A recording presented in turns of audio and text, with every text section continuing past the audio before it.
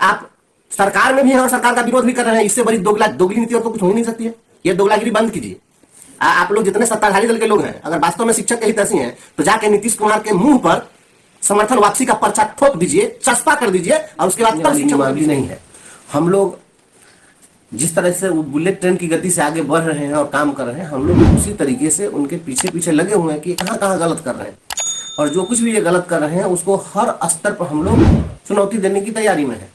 जवाब मिलेगा। हम क्या कर रहे हैं, अपनी रणनीति बहुत ज्यादा हम आपको खुलासा नहीं करेंगे। जो कुछ सत्ताधारी दल के लोग जो फुदक रहे हैं और शिक्षकों की राजनीति कर रहे हैं, ये सरकार के सेफ्टी वाल्व की तरह काम कर रहे हैं। प्रेशर कुकर में जब ज्यादा प्रेशर बन जाता है तो उस प्रेशर को किस प्रकार से उस कुकर को बचाया जाए, तो उसके लिए उसमें एक सेफ्टी वाल्व लगी होती है, वही उड़ जाता है और सब प्रेशर उसमें से निकल जाता है। तो यही शिक्षकों का प्रेशर निकालने के लिए वो सेफ्टी वाल्व का काम कर रहे हैं। जो विधायक लोग ऐसा कर रहे हैं उन लोगों को यह जवाब देना चाहिए कि आप सरकार में भी हैं और सरकार का विरोध भी कर रहे हैं। इससे बड़ी दोगली नीति और तो कुछ हो ही नहीं सकती है। ये दोगलागिरी बंद कीजिए।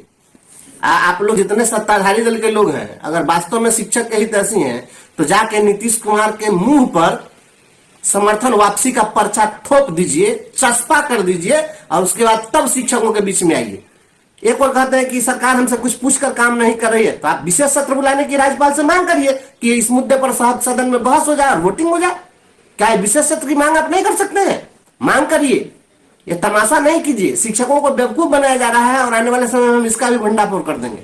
ये बहुत सारे लोग ऐसे हैं, जब 2015 में हम लोग की हड़ताल चली जिसमें वेतनमान मिला था, वेतनमान का खाका हमने खींचा था, उसका प्रपोजल भी हमने दिया था, और उस समय जिस शिक्षक नेता ने और जो सरकार का दलाली करने वाला लोग है वो सबसे पहले हड़ताल तोड़कर भागा था, और वही सब नौटंकी फिर कर रहा है।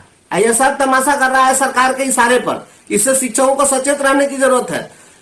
हम लोग लड़ाई लड़ें, लेकिन जो सत्ताधारी दल के लोग हैं जो सरकार में बैठे हुए हैं वो हमारी रहनुमाई नहीं करेंगे। हम किसी भी राजनेता से अपने को हम दूरी बनाकर रखना चाहते हैं। लड़ाई हो, शिक्षक अपने बल पर लड़ेंगे। आज तक जितनी लड़ाई लड़े हैं शिक्षक अपने बल पर लड़कर जाए। कोई विधायक या विधान पार्षद के नेतृत्व में कोई लड़ाई हम लड़के, हाँ समर्थन सबका मिला है, सहयोग सबका मिला। हम सभी राजनीतिक दल से सहयोग की अपेक्षा करेंगे, हाथ जोड़ के सहयोग मांगते, लेकिन नेतृत्व वो करे हमारा। और एक और जाकर के सत्ता की मलाई भी खाए, उनके साथ बैठे, जब दो बॉडीगार्ड लेके घूमते तब बहुत बड़ा विधायक और शिक्षक का नेता बन जाएगा। ये सब दलाली करना बंद करिए। अगर हिम्मत है तो जो सत्ता में बैठे हुए लोग हैं, चाहे वो माले के लोग हो, चाहे कांग्रेस के लोग हो, चाहे हम पार्टी के लोग हो, जितने भी लोग हैं, अगर आप शिक्षक के हितैषी हैं तो और कहते हैं कि हम शिक्षक के निर्णय के साथ है, सरकार ने गलत निर्णय लिया है, तो आप शिक्षकों को उल्लू बनाना बंद कीजिए। सबसे पहले जाके सरकार से समर्थन वापसी का पर्चा नीतीश कुमार के मुंह पर मार के आइए, और सदन में फ्लोर टेस्ट कराने के लिए भी राज्यपाल को आप लोग दीजिए कि सदन का विशेष जो है बैठक बुलाई जाए, विधानसभा का विशेष सत्र बुलाया जाए, और तब जाकर के होगा। हम जो कर रहे हैं वो हम करेंगे। और इस नियमावली को देखिएगा, इस नियमावली को हम रद्दी के कागज में नहीं फेंकवा दिए तो फिर आप कहिएगा। हम भी इतने दिनों से राजनीति करते हैं, शिक्षक संगठन चलाते हैं, हमको भी इसका अनुभव है। सरकार कहाँ कहाँ गलत कर रही है, कहाँ कहाँ गलत कर रही है, हम कैमरा के सामने कुछ नहीं बताएंगे। तो ये कौन वेतनमान है?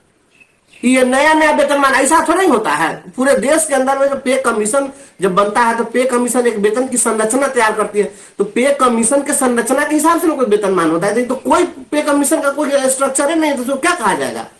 ये तो नीतीश कुमार और उनका जो चला चपाटी जो IAS पदाधिकारी सब बैठा हुआ है, इसा तो सपना में देखता है, दिन में कुछ कुछ लिख देता है। तो इस तरीके से थोड़ी होता है। कौन सा वेतनमान है? ये बिल्कुल फालतू है, बकवास है। और पहले जो बहाली इन्होंने किया था वो सब RTE के मानक के अनुरूप है। ऐसा तो नहीं है कि घास छीलने वाले लोग को ला करके इन्होंने सीधे बिठा दिया। NCTE ने जो मानक निर्धारित किए थे, NCTE ने जो शिक्षकों की जो न्यूनतम अर्हता निर्धारित की थी, उस अर्हता को जो पूरी करते थे वही टीचर बने हैं ना।